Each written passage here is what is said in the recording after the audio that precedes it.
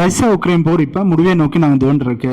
இந்த நேரத்தில் சென்சர்களுக்கான நெருக்கடிகள் தான் ரொம்ப அதிகமாக மாறி இருக்குன்னு சொல்ல முடியும். அதிலே முக்கியமாக வார் சோனினுடைய சிச்சுவேஷனாக இருக்கட்டும் அண்ட் சென்சர்களோட சட்ட விரோதமான ஆட்சியாக இருக்கட்டும், இந்த இரண்டு விஷயம் உலக நாடுகளால் சென்சர்களுக்கான மிகப்பெரிய ஒரு நெருக்கடியாக மாறி நிற்குது.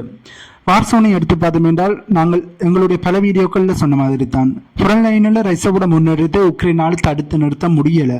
அது மட்டும் இல்லாமல் இப்போ கூட ரஷ்யா தரப்பில் இருந்து பயங்கரமான ஒரு ஸ்ட்ரைக்கை உக்ரைனுக்கு எதிராக பண்ணியிருக்கிறார்கள். அது உக்ரைனில் இருக்கின்ற மிலிட்டரி இன்ஃப்ராஸ்ட்ரக்சரை குறிவைச்சு ரஷ்யாவோட இந்த தாக்குதல் படு மோசமாக இருந்தது என்ற செய்தியில் இப்போ கூட வெளியே வந்திருக்கு. அதன்படி ஃப்ரண்ட் லைன்லையும் ரஷ்யாவோட தாக்குதல் மோசமாக இருக்கு அண்ட் உக்ரைனுக்குள்ளேயும் ஃப்ரண்ட் லைனை தவிர்த்து மீதி இருக்கிற உக்ரைனுக்கு ரஷ்யாவோட தாக்குதல்கள் ரொம்ப மோசமாக இருக்கு என்று சொல்ல முடியும். இப்படியான மோசமான தாக்குதலை ரஷ்யா செய்கிறபடியால் உக்ரைனால் அதனை தடுத்து நிறுத்த முடியல. இது சென்சர்களுக்கு மிகப்பெரிய ஒரு நெருக்கடியை ஏற்படுத்துது. அது மட்டும் இல்லாமல் சென்சர்கள் அவரோட ஆட்சி அதிகாரம் முடிவடைந்த பிறகும் இராணுவ சட்டத்தை அமுல்ல வச்சு தன்னுடைய பதவி காலத்தை நீட்டித்திருக்கார். போன வருஷம் மே மாதமே சென்சர்களோட ஆட்சி காலமானது முடிவடைந்துட்டது. ஆனால் இராணுவ சட்டத்தை அமல்படுத்தி இப்போ போர் இடம்பெறுது. இதனால இப்போதைக்கு எலெக்ஷனை நடத்த முடியாது. இதனால நான் என்னுடைய பதவி காலத்தை நீடிக்கிறேன் என்ற மாதிரியே தன்னிச்சையாக முடிவு எடுத்து தன்னுடைய பதவி காலத்தை நீடித்து இப்போ வரையுமே சென்சர்கள் உக்ரைனோட பிரசிடண்டாக செயல்பட்டு கொண்டிருக்கார். இதனால இவர் சட்டவிரோதமாக ஆட்சி செய்கிறவரையாலும் இதுவும் அவருக்கான ஒரு நெருக்கடி ஏற்படுத்தி இருக்குன்னு சொல்ல முடியும். என்னதான் உக்ரைன் தரப்புல இருந்து நாங்கள் எலெக்ஷனை நடத்த தயாராக இருக்கோம், உக்ரைனோட நட்பு நாடுகள் அமெரிக்கா ஐரோப்பிய நாடுகள் எலெக்ஷனை நடத்த சொன்னபடியால் நாங்கள் எலெக்ஷனை நடத்த தயாராக இருக்கோம் என்று சென்சர்கள் சொன்னாலும் சென்சர்களுக்கான நெருக்கடியை நடத்துமே சென்சர்கள் ஒரு எச்சில கொண்டு போய் நிறுத்தி இருக்கு என்பதுதான் உண்மை. அந்த எச்சை தாண்டினால் அவருக்கு விலை விழுந்துடுவார், பழத்துக்கு விழுந்துடுவார் என்ற மாதிரி தான் இப்ப ரஷ்யா தரப்புல இருந்து கருத்துக்களானது வெளியே வருது.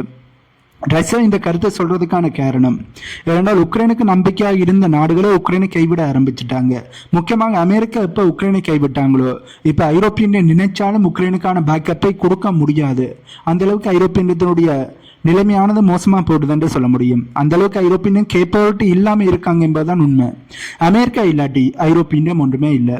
ட்ரம்ப் அவர்கள் அமெரிக்காவோட பிரசிடண்டா மாறின பிறகு ஐரோப்பியத்தால எதையுமே செய்ய முடியல.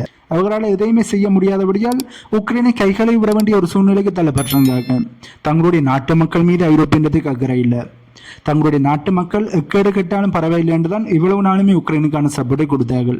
அதுவும் அமெரிக்கா பின்புலமாக இருக்கிறார்கள் என்ற ஒரு தைரியத்தில் தான் ஐரோப்பியன் ரஷ்யாவை எதிர்த்தார்கள் என்று சொல்ல முடியும். இப்படி இருக்கையில் அமெரிக்கா பின்வாங்கி ரஷ்யா பக்கம் சாயிற மாதிரி கருத்துக்களை சொல்லும் போது ஐரோப்பியத்தால இதனை வேடிக்கை மட்டும்தான் பார்க்க முடியுது. இதற்கு எதிரான விமர்சனங்களை தான் முன்வைக்க முடியுதே ஒழிய அமெரிக்காவுக்கு எதிராகவும் ரஷ்யாவுக்கு எதிராகவும் உக்ரைனுக்கு ஆதரவாகவும் ஐரோப்பியத்தால எதையும் செய்ய முடியலை என்பதுதான் உண்மை. இப்ப வர ட்ரம்ப் அவர்கள் ரஷ்யா, இந்தியா, சீனா, ஜப்பான், அமெரிக்கா இந்த 5 நாடுகளை உள்ளடக்கிய கோர் 5 என்ற புதிய ஒரு அமைப்பை உருவாக்குவதற்கான ஆலோசனையில் ஈடுபட்டு கொண்டிருக்கார் என்ற மாதிரியான செய்திகள் வெளியே வந்திருந்தது. அந்த செய்தியும் ரொம்ப வைரலாக போய்கொண்டிருந்தது. ஏனென்றால் இவ்வளவு நாளுமே G7 நாடுகள் இருந்தார்கள். இந்த உலகத்தினுடைய பவர்ஃபுல்லான நாடுகள் என்று சொல்லித்தான் G7 அமைப்பானது இருக்கு.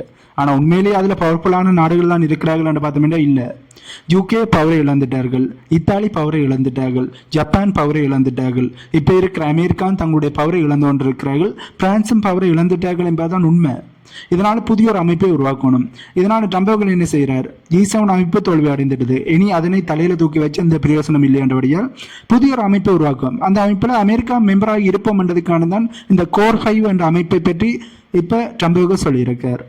ஆனா இதுல அமெரிக்காவோட பவரும் இப்ப அமெரிக்காவோட எம்பையரும் வீழ்ச்சி பாதையில போகுது என்பது ட்ரம்ப் அவர்கள் புரிந்து கொள்ளையில போல இருக்கு. அதனாலதான் அவர் அமெரிக்காவை உள்ள கொண்டு வந்திருக்கார். இப்ப அமெரிக்கா இல்லாமலேயே ஜப்பான் இல்லாமலேயே ரஷ்யா தரப்புல இருந்து தங்களுடைய நட்பு நாடுகள் உள்ளடக்கிய பவர்ஃபுல்லான நாடுகளை உள்ளடக்கிய ஒரு அமைப்பை உருவாக்க முடியும். பிரிக்ஸ் அமைப்பே ஏற்கனவே பவர்ஃபுல்லாக மாறிட்டது. இப்படி இருக்கிற அமெரிக்காவை உள்ள கொண்டு வந்தால் அமெரிக்கா தன்னுடைய நாட்டாமை தனத்தை அங்க காட்டுவார்கள் என்பதுதான் உண்மை. இதனால ட்ரம்ப் அவர்கள் முன்வைச்ச இந்த அமைப்புக்கான ரிக்வெஸ்டை மற்ற நாடுகள் ஏற்றுக்கொள்வார்கள் என்று பார்த்தோம் என்றால் அது ஒரு சந்தேகம்தான். உண்மையை சொல்லணுமாட்டா இப்ப அமெரிக்காவை தவிர்த்து நிறைய நாடுகள் பவர்ஃபுல்லாக மாறிக்கொண்டிருக்காங்க. சீனா பவர்ஃபுல்லாக மாறிட்டார்கள், ரஷ்யா பவர்ஃபுல்லாக மாறி இருக்கிறார்கள், இந்தியா உலக அரசியலில் தவிர்க்க முடியாத ஒரு நாடாக இருக்கிறார்கள். ஜப்பானையும் எடுத்து பார்த்தா கூட ஜப்பானோட பொருளாதாரம் அகல பாதாளத்துக்கு போயிருக்கு. அமெரிக்காவை எடுத்து பார்த்தால் அமெரிக்காவோட கடன் தொகையை 37 ட்ரில்லியனை தாண்டி போட்டுது. இப்படி இருக்கையில் அமெரிக்காவை யாரா மதிப்பார்களா? ட்ரம்ப் அவர்கள் கூட நிறைய போர்களுக்கு நடுநிலையாக நின்று சிஸ்பேரை கொண்டு வந்தார். இஸ்ரேல் பாலஸ்தீன் போர் அது இப்ப நடக்குது, தாய்லாந்து கம்போடியா அந்த போரும் இப்ப நடக்குது. அதே மாதிரி தான் நிறைய போர்கள் இப்ப மறுபடியும் ஆரம்பிச்சிருக்கு. ட்ரம்ப் அவர்களோட பேச்சு அவர்கள் மதிக்கல. இதற்கு பிறகு அமெரிக்காவை மதித்து ஒரு அமைப்பை உருவாக்குவதாக இருந்தால் அது பயனற்ற அமைப்பாகத்தான் இருக்கும். முக்கியமாக இதில் ட்ரம்ப் அவர்கள் முன்வைச்ச ப்ரொபோசல், அதாவது ட்ரம்ப் அவர்கள் இப்போ கோர் 5 என்ற அமைப்புக்கான ஆலோசனை முன் வச்சிருக்கார். அதில் இருக்கிற நாடுகளை எடுத்து பார்த்தோம் என்றால் ஜப்பானும் அமெரிக்காவும் தான் மேற்குலக நாடுகளாக இருப்பார்கள். அதாவது மேற்குலகமாக அமெரிக்கா மேற்குலக நாடு, அதில் ஜப்பான் சப்போர்ட் பண்ணுவார்கள் அமெரிக்காவுக்கு. மீதி இருக்கிற நாடுகள் இந்தியா, சீனா, ரஷ்யா, இந்த 3 நாடுகளுமே அமெரிக்காவோட எதிரி நாடுகள் என்றே சொல்ல முடியும். இந்தியா கூட கொஞ்சம் நியூட்ரலாக இருப்பார்கள். பட் ரஷ்யாவா அமெரிக்காவா என்று வந்தால் இந்தியா ரஷ்யா பக்கம் போகக்கூடிய வாய்ப்புகள் இருக்கு. இதனால பவர்ஃபுல்லான 3 நாடுகள் அமெரிக்காவை எதிர்க்கின்ற நாடுகளாக இருப்பார்கள். இதனால் மீதி இருக்கிற அமெரிக்காவும் ஜப்பானும் அங்கே செல்ல காசாகத்தான் இருப்பார்கள் என்பதுதான் உண்மை. ஏன் அமெரிக்கா இப்படி ஒரு அமைப்பை உருவாக்கணும் என்று துடிக்கிறார்கள் என்றால் ஐரோப்பிய இந்தியம் விழுந்துட்டது. இனி இந்த ரஷ்யா உக்ரைன் போரில் உக்ரைனுக்கு சப்போர்ட் பண்ணி ஐரோப்பிய இந்தியம் தோல்வி அடைந்துட்டார்கள்.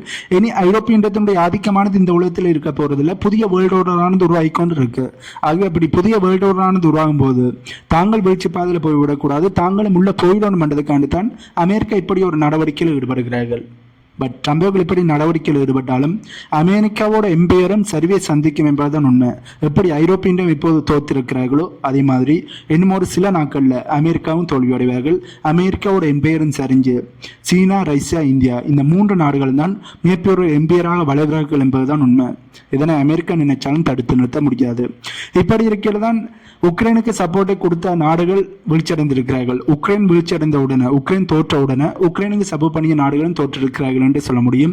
இதனால மேற்குலக நாடுகளோட பப்பட் அரசாங்கமாக இருந்த செலன்சேவ்களோட அரசாங்கம் இப்ப இச்சில போய் ஒரு பள்ளத்தினுடைய எச்சில போய் நிற்கிறார்கள். கொஞ்சம் தாண்டினால் அந்த பள்ளத்துக்கு விழுந்து விடுவார்கள். அப்படித்தான் செலன்சேவ்களோட சிச்சுவேஷனானது இப்ப இருக்குன்றே சொல்ல முடியும். ரஷ்யா தரப்புல இருந்து உக்ரைனுக்கு எதிரான ஒரு பயங்கரமான தாக்குதலை செஞ்சிருக்காங்க என்ற செய்தியை நான் இப்ப சொல்லியிருந்தேன். இப்படி ரஷ்யா தாக்குதல் செஞ்சதுக்கு என்ன காரணம் என்று பார்த்தோம்னா உக்ரைன் தரப்புல இருந்து ரஷ்யாக்குள்ள ட்ரோன் தாக்குதலை செஞ்சிருக்காங்க. இதனால 2 சிவிலியன்ஸ், ரஷ்யாவை சேர்ந்த 2 சிவிலியன்ஸ் கொல்லப்பட்டிருக்காங்க. இதனால கோபமடைந்த ரஷ்யா தான் இப்படியான ஒரு பயங்கரமான தாக்குதலை உக்ரைனுக்கு எதிராக செய்திருக்கிறார்கள் என்று சொல்லப்படுகின்றது. இவ்வளவு நாளுமே ரஷ்யா உக்ரைனுக்கு எதிராக ஏதாவது ஒரு தாக்குதலை மேற்கொண்டாலும் ரஷ்யாவோட செய்தி ஊடகத்துல பயங்கரமான ஒரு தாக்குதலை ரஷ்யா உக்ரைனுக்கு எதிராக செஞ்சிருக்க மாட்டதை மிக பெருசா சொல்ல மாட்டாங்க. நம்மளா ஒரு தாக்குதலை மேற்கொண்டிருக்க வேண்ட மாதிரி தான் செய்திகள் வெளியே வரும். ஆனா இப்ப ரஷ்யாவுடைய செய்தி ஊடகத்தில் இது மிகப்பெரிய ஒரு தாக்குதல் சொல்லி இருக்கிறார்கள். இதுல இருந்து ரஷ்யா எப்படி பயங்கரமான ஒரு தாக்குதலை உக்ரைனுக்கு எதிராக செய்திருக்கிறார்கள் என்பதை நாங்களே புரிந்து கொள்ள முடியும். வலிமையாக மேற்குலக மீடியாக்கள் தான் ரஷ்யா ஒரு சின்ன தாக்குதலை மேற்கொண்டாலும் பயங்கரமான ஒரு தாக்குதலை உக்ரைனுக்கு எதிராக செஞ்சுட்டாங்க, தீவிரவாத தாக்குதலை செஞ்சுட்டாங்க என்ற மாதிரியே செய்திகளை வெளியிடுவாங்க.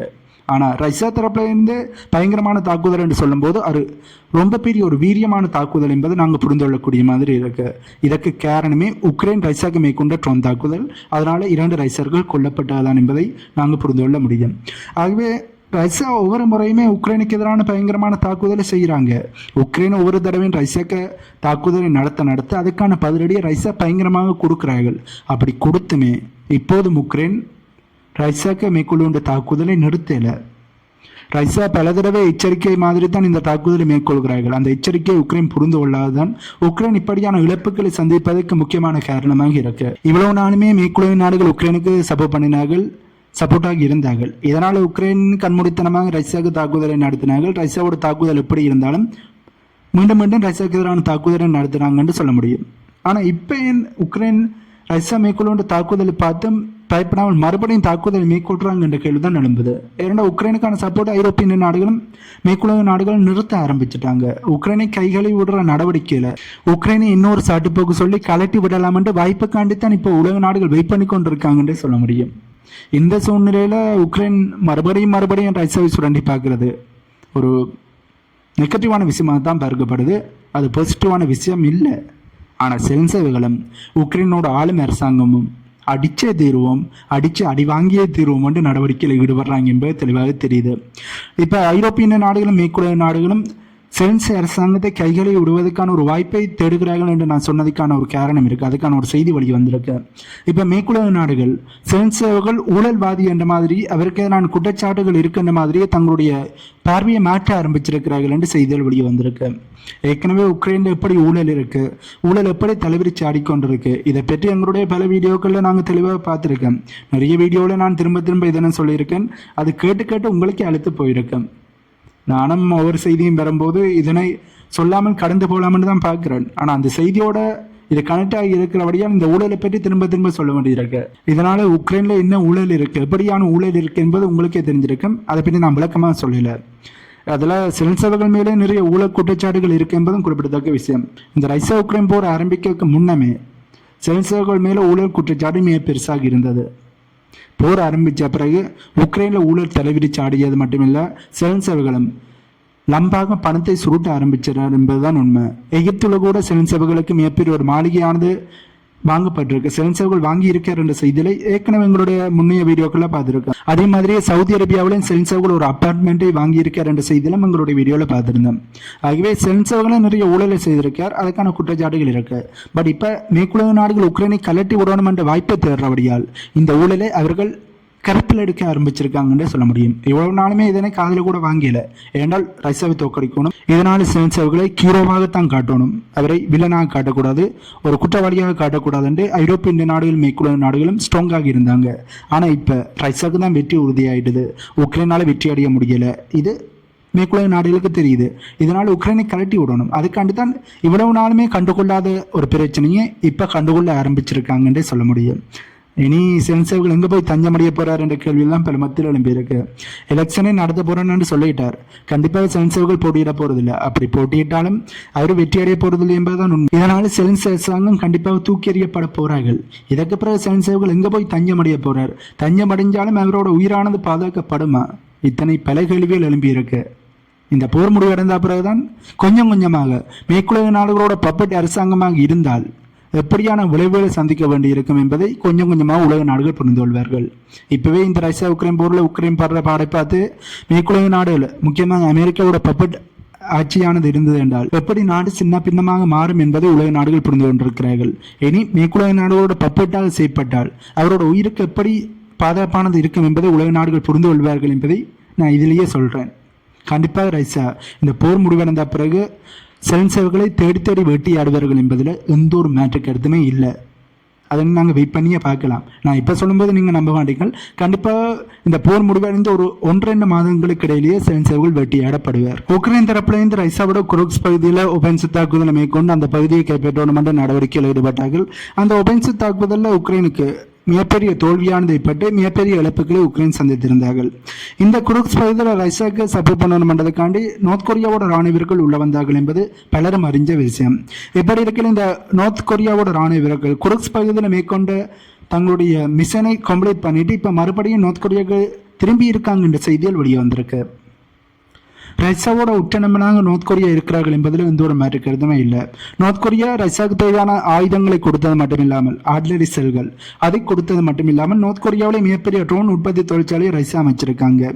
அது மட்டும் இல்லாமல் ரஷ்யாவோட தங்களுடைய உறவு பெஸ்டாக இருக்கு, ரொம்ப ஸ்ட்ராங்காக இருக்கு என்பதை வெளிக்காட்டும் விதமாக நார்த் கொரியா தரப்புல இருந்து தங்களுடைய ராணுவ வீரர்களை ரஷ்யாவுக்கு அனுப்பி குருக்ஸ் பகுதியை மீட்டெடுப்பதற்கு ரஷ்யாவுக்கு உதவி புரிந்தார்கள் என்பதும் உண்மை. அந்த வகையில் தான் நார்த் கொரியாவோட நிறைய ராணுவ வீரர்கள் குருக்ஸ் பகுதிக்கு போனார்கள், மிகப்பெரிய பேட்டில் ஈடுபட்டார்கள். உக்ரைனுக்கு ஆதரவாக வந்த ஃபாரின் மெசனரிஸ், அதாவது மேற்குலக நாடுகளோட மெசனரிஸும் அங்கே நின்று போர் செய்தார்கள். உக்ரைன் சார்பாக மேற்குலக நாடுகள் நாட்டோ நாடுகளோட ராணுவ வீரர்கள் ஃபாரின் மெசனரிஸ் என்ற பெயரில் இந்த குருக்ஸ் பகுதியில் போர் செய்தார்கள். ரஷ்யாவுக்கு ஆதரவாக ரஷ்யாவோட ராணுவ வீரர்களும் நார்த் கொரியாவோட ராணுவ வீரர்களும் குருக்ஸ் பகுதியை மீட்டெடுப்பதற்காண்டி அந்த வார் சவுண்டில் போர் செஞ்சாங்க. போர் செய்ததில் ரஷ்யாவுக்கு வெற்றி கிடைச்சது, நார்த் கொரியாவோட ராணுவ வீரர்களுக்கும் வெற்றி கிடைச்சது. உக்ரைனுக்கு மிகப்பெரிய ஒரு தோல்வி கிடைச்சது என்பதுதான் உண்மை. உக்ரைன் மிகப்பெரிய இழப்புகளை சந்தித்து மிகப்பெரிய ராணுவ வீரர்களை இழந்திருந்தார்கள். இப்படி இருக்கையில் தான் நார்த் கொரியாவோட ராணுவ வீரர்கள் மறுபடியும் ரிட்டர்ன் ஆகி இருக்காங்க. நார்த் கொரியாவோட ராணுவ வீரர்கள் என்னதான் ரஷ்யாவுக்கு ஆதரவாக போருக்கு வந்தாலும் நார்த் கொரியாவோட ராணுவ வீரர்கள் நிறைய பேரும் கொல்லப்பட்டிருந்தார்கள் என்பதும் குறிப்பிடத்தக்க விஷயம். நார்த் கொரியாவோட தலைவராக இருக்கின்ற கிம் ஜாங் உன் அவர்கள் இப்படி கொல்லப்பட்ட ராணுவ வீரர்களுக்கான மரியாதையை செலுத்தி இருந்தார். அதுக்கான நியூஸும் வெளியே வந்திருந்தது, வீடியோஸும் வெளியே வந்திருந்தது. அதை பற்றியும் எங்களுடைய வீடியோவில் பார்த்துருந்தோம். ஆகவே இப்போ நார்த் கொரியாவோட ராணுவ வீரர்கள் ரிட்டர்ன் ஆகி இருக்கிறார்கள். மறுபடியும் தேவை ஏற்பட்டால் ரஷ்யாவுக்கு ஆதரவாக ராணுவ வீரர்களை அனுப்புறதுக்கு நார்த் கொரியா இப்போ தயாராகி இருக்காங்க. இதுதான் மேற்குலக நாடுகளுக்கு கலக்கத்தை ஏற்படுத்துது. ஏன்னா இந்த ரஷ்யா உக்ரைன் போரில் ரஷ்யாவை தனிமைப்படுத்தலாம் என்பதுதான் மேற்குலக நாடுகளோட திட்டம். ஆனால் மேற்குலக நாடுகள் போட்ட திட்டம் தவிடுபொடியாகி சின்ன பின்னமாக தோல்வி அடைந்திருக்கு என்பதுதான் உண்மை. அவர்களோட திட்டம் பேக்ஃபயராக மாறி ரஷ்யாவோட நட்பு நாடுகளும் ரொம்ப க்ளோஸாக மாற ஆரம்பிச்சிருக்காங்க. அதுக்கு சிறந்த உதாரணமாக நார்த் கொரியாவை சொல்ல முடியும். ஈரான் இருக்கிறார்கள், சீனா இருக்கிறார்கள், பட் நார்த் கொரியா தான் ரஷ்யாவோட மிகவும் நெருக்கமாக மாறி இருக்காங்க என்பதும் குறிப்பிடத்தக்க விஷயம். ரஷ்யா உக்ரைன் போர் ஆரம்பித்த பிறகு உக்ரைனுக்கு ஆதரவாக வெளிநாடுகளோட ராணுவ வீரர்கள் வந்திருக்காங்க என்பதை நான் இப்போ சொல்லியிருந்தேன். இப்போ வரையுமே இந்த ரஷ்யா உக்ரைன் போர் ஆரம்பித்ததுலேருந்து இப்போ வரையுமே குறைந்தது 10,000 ஃபாரின் மெர்சனரிஸ் உக்ரைனில் வச்சு கொல்லப்பட்டிருப்பாங்க என்று இப்போ செய்திகளானது வெளியே வந்திருக்கு. உண்மை சொல்லணும் என்றால் குறிப்பாக 10,000 தானா, தனியாக 10,000 தானா என்று பார்த்தோம்னா இல்லை, இதே விட அதிகளவான இராணுவ வீரர்கள் கொல்லப்பட்டிருப்பார்கள். இந்த போர் மேற்குலக நாடுகளுக்கு முக்கியமான போர். ரஷ்யாவை தோற்கடித்து ரஷ்யாவோட எம்பையரை சுக்குநூறாக உடைப்பதற்கான மேற்குலக நாடுகள் ஆரம்பித்த போர் தான் இந்த ரஷ்யா உக்ரைன் போர். இதனால் மேற்குலக நாடுகள் அதிகளவான இராணுவ வீரர்களை ஃபாரின் மெர்சனரிஸ் என்ற பெயரில் கண்டிப்பாக உக்ரைனுக்கு அனுப்பியிருப்பார்கள். இதனால் வெறும் 10,000 என்று சொல்வது நம்பக்கூடிய மாதிரி இல்லை, இன்னும் அதிகளவான எண்ணிக்கையில் தான் இந்த ராணுவ வீரர்கள் கொல்லப்பட்டிருப்பாங்க என்பதுதான் உண்மை. இந்த செய்தியை உக்ரைன் தரப்பிலிருந்து வந்த செய்தி. உக்ரைனோட முன்னாள் ஒரு உளவுத்துறை அதிகாரி தான் இதனை சொல்லியிருக்கார். ஆகவே இதை விட இன்னும் அதிகளவான எண்ணிக்கை, சரியாக எண்ணிக்கை என்று பார்த்தோம் என்றால் 10,000 விட பல மடங்கு அதிகமாக இருக்கும் என்பதுதான் இப்போ நிறைய வல்லுநர்கள் சொல்லுகிற செய்தியாக இருக்கு. ஆகவே உக்ரைனுக்காண்டி போராட வந்த நிறைய ராணுவ வீரர்கள் உக்ரைனில் வச்சு சமாதி அடைந்திருக்காங்க என்பதுதான் உண்மை. ஆகவே இந்த வீடியோவில் நாங்கள் பார்க்க வந்த செய்தியில் இவ்வளவுதான். இந்த வீடியோ பற்றி உங்களுடைய கருத்துக்களை கீழே கமெண்ட் பண்ணுங்க. அண்ட் நம்ம சேனலை சப்ஸ்கிரைப் பண்ணி பக்கத்துக்கு பெல் ஐக்கானை கிளிக் பண்ணி வைங்க. அப்போ தான் நம்ம வரக்கூடிய வீடியோஸை நீங்கள் உடனுக்குடன் பார்க்க முடியும். அண்ட் நம்ம சேனல் அடுத்த கட்ட வளர்ச்சிக்கு போகிறதுக்கு அது உதவியாக இருக்கும். இந்த உதவியை நீங்கள் செய்வீங்க என்ற நம்பிக்கையோடு இன்னொரு வீடியோவில் உங்களை மீட் பண்ணுறேன்.